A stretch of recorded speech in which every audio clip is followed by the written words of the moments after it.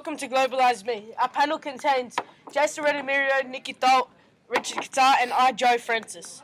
Okay, let's start off on the first topic. What is globalization and what are its origins? Nikki, could you please start us off with this? Sure, Joey.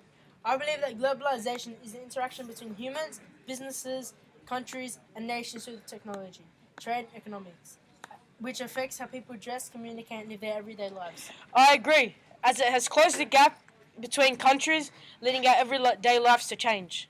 I believe globalization origins go way back before Christ in the Phoenician time period. True, I believe it goes back to the Phoenician time period as well, as they were the ones that colonized the Mediterranean. They also controlled the trade networks between the Mediterranean and absorbed Greek and Roman culture. This is just like what happens in today's society. We absorb other people's culture by changing our style of clothing to fit in the fashion. Actually, the origins of globalization goes back to the time period of Christopher Columbus. I believe this as he traveled from Spain to America and Asia, colonizing America and also trading with the Indians, gathering spices, golds, and pearls. Okay, let's go on to the second topic.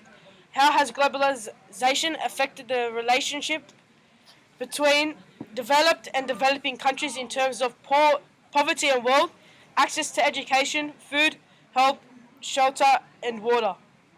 How so? I believe this because of the tax avoidance strategy developed countries use to take out an average of $900 billion a year from developing countries. This strategy is called trade mispricing. Jason, how has globalization affected our global relationships between developed and developing countries in terms of access of education, food, health, shelter, and water? Well, Nikki, globalization has affected our relationship with developed and developing countries in many ways. In developed countries, many people live in slums, which are small houses, but do not have access to clean water, and people get disease is problem.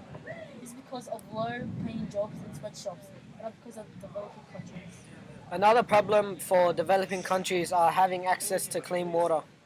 They are having problems with having access to clean water because of developing countries polluting the water.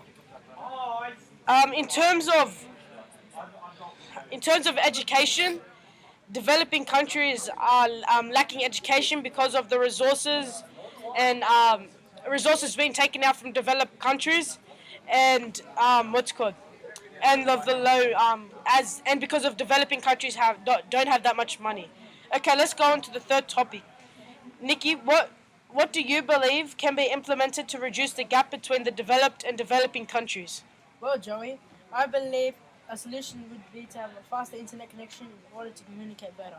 Another strategy would be to ensure that no companies use sweatshops to allow poorer people to get better payment.